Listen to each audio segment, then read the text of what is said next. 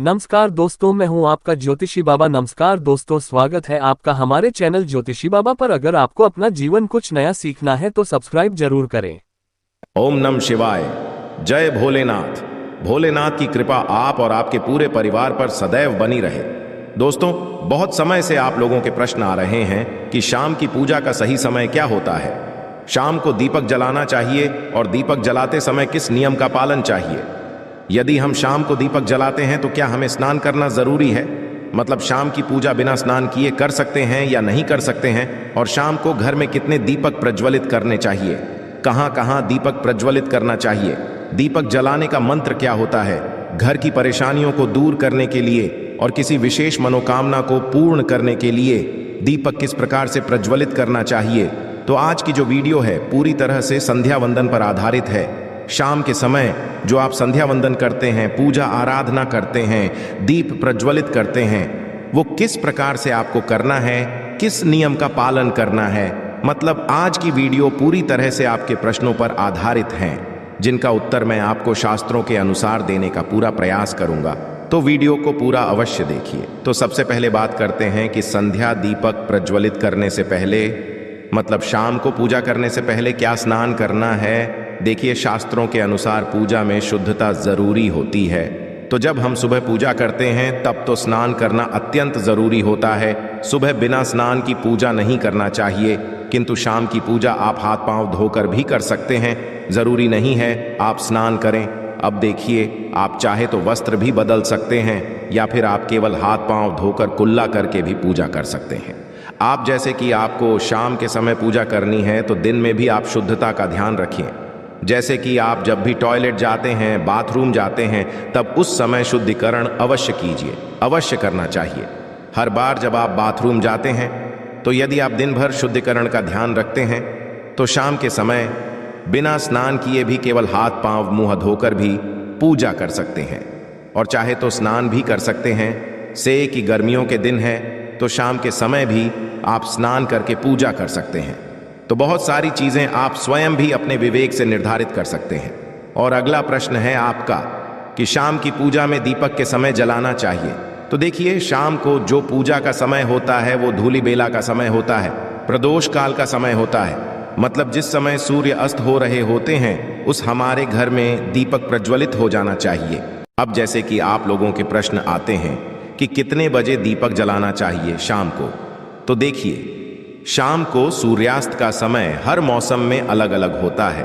कभी जैसे कि सर्दियां चल रही होती है तो 5 बजे भी सूर्यास्त हो जाता है, 5:30 बजे तक सूर्यास्त हो जाता है। और अभी जैसे ही गर्मियों का मौसम है तो 6:30 बजे, 7 बजे ऐसे ही सूर्यास्त का समय होता है। कई बार 7:50 भी बस जाते हैं। गर्मियों में तो प्रत्येक मौसम में सूर्यास्त का समय अलग होता है, इसलिए एक सही समय बताना है कि इसी समय आप दीप प्रज्वलित करें। यह तो बहुत मुश्किल होगा और यह ठीक भी नहीं होगा। एक ही समय पर हर बार हम दीप प्रज्वलित नहीं कर पाएंगे, इसलिए संध्या काल का ध्यान रखिए। जब संध्या काल का समय होता है, मतलब जब सूर्यास्त हो रहा होता है, उस समय आप अपने घर में दीपक प्रज्वलित कर दीजिए। और अब बात करते हैं कि कितने दीपक आपको अपने घर में प्रज्वलित करनी चाहिए प्रति। देखिए, शास्त्रों के अनुसार संध्या काल में प्रतिदिन अपने घर के मुख्य द्वार पर एक दीपक अवश्य जलाना चाहिए। इससे क्या होता है, देखिए, शास्त्रों के अनुसार शाम के समय संध्या काल में लक्ष्मी माता और उनकी बहन दरिद्रता दोनों ही भ्रमण पर निकलती है। तो जिस घर के मुख्य द्वार पर दीपक प्रज्वलित होता है उस घर में मां लक्ष्मी प्रवेश कर जाती है, और जिस घर के मुख्य द्वार पर दीपक नहीं जल रहा होता है उस घर में दरिद्रता प्रवेश कर जाती है। तो इसलिए मां लक्ष्मी का प्रवेश आपके घर में हो, इसके लिए के मुख्य द्वार पर एक दीपक अवश्य प्रज्वलित करना चाहिए। और हाँ, घर के मुख्य द्वार पर जो दीप प्रज्वलित किया जाता है संध्या काल में, इसके बहुत सारे फायदे शास्त्रों में बताए गए हैं। शास्त्रों के अनुसार संध्या काल में जिस घर के मुख्य द्वार पर दीप प्रज्वलित होता है उस घर में किसी भी प्रकार की नेगेटिव ऊर्जा प्रवेश नहीं करती है। कोई भी वास्तु दोष आपके घर में हो, यदि आप मुख्य द्वार दीप प्रज्वलित करते हैं तो समस्त प्रकार के वास्तु दोष से मुक्ति मिल जाती।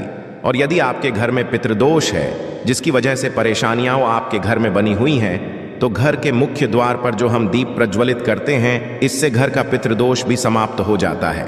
और इसके अलावा घर में किसी भी प्रकार की अशांति रहती हो या फिर आपके घर में बीमारियां बहुत रहती हैं, कलह क्लेश रहता है, आर्थिक तंगी रहती है, तो घर के द्वार पर हम दीप प्रज्वलित करते हैं तो समस्त प्रकार की परेशानियों से, दुखों से आपको मुक्ति मिल जाती है।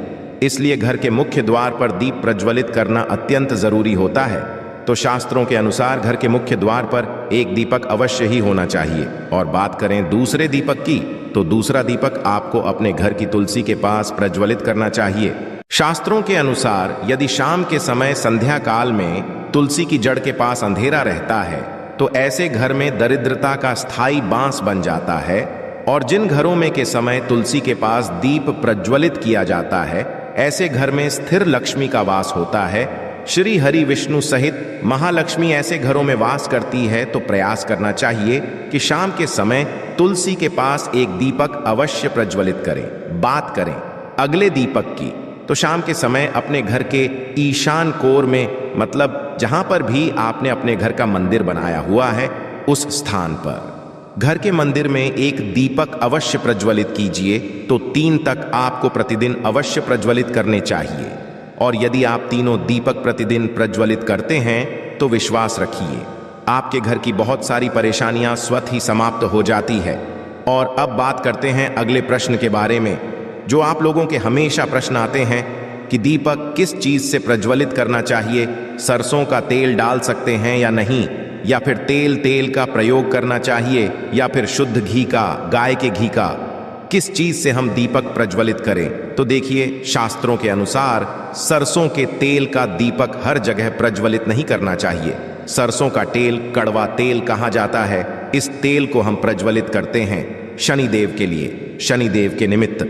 यदि आप दीप दान करते हैं शनिवार के दिन, तो आपको सरसों तेल का दीपक प्रज्वलित करना चाहिए।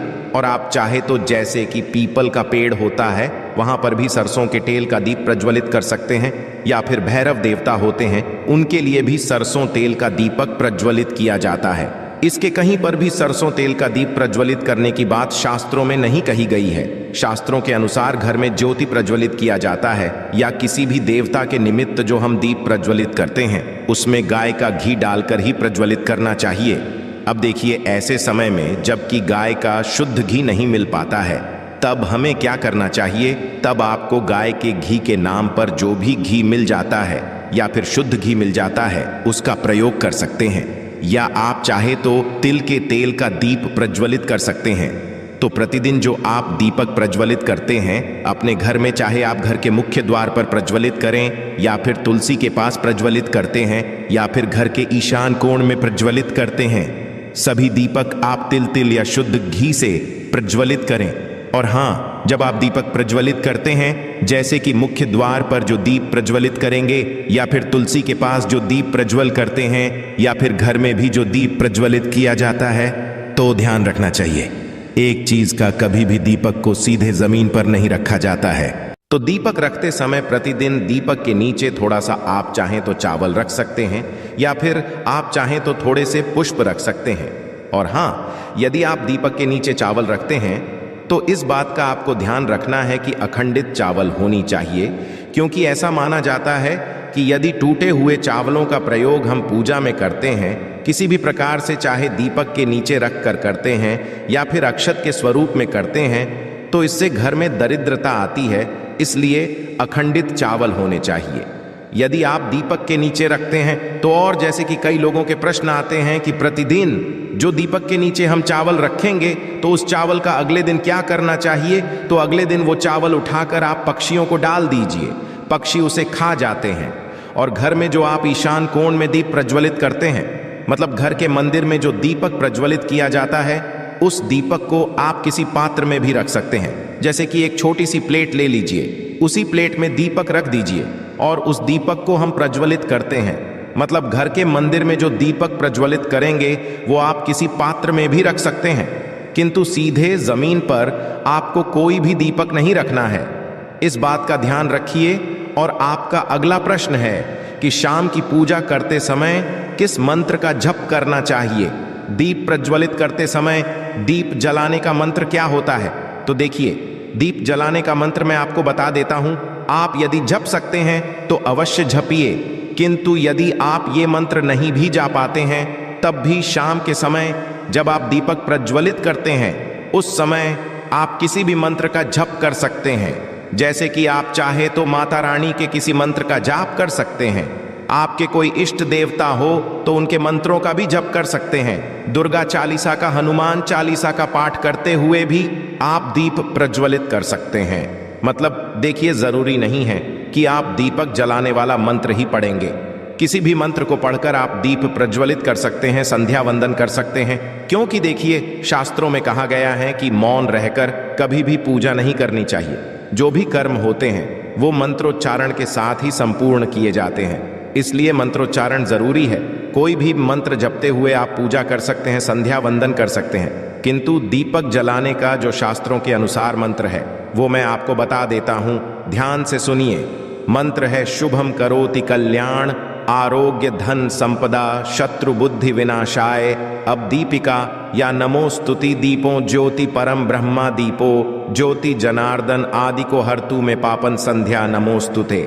इस मंत्र दीपक प्रज्वलित करते समय करने से कहा जाता है कि सभी प्रकार के पापों से मुक्ति मिल जाती है और दीप देवता जो होते हैं वो हमारे जीवन में प्रकाश करते हैं। तो बहुत आसान है। यह मंत्र यदि आप लोग नियमित पढ़ेंगे तो निश्चित ही आपको याद हो जाएगा और दीपक प्रज्वलित करते समय आप बिना देखे भी पढ़ पाएंगे। और अभी आप चाहें तो इसे किसी कागज पर लिख कर रख सकते हैं और घर के मंदिर में ही रख दीजिए जहां आपको दीपक प्रज्वलित करना है। तो जब आप दीप जलाएंगे तब आप इस मंत्र को देखकर पढ़ सकते हैं और कुछ दिनों में तो याद हो ही जाता है। तो ये है आज के वीडियो जिसमें शाम की पूजा से संबंधित, शाम को दीप दान से संबंधित संपूर्ण जानकारी मैंने आपको शेयर की है।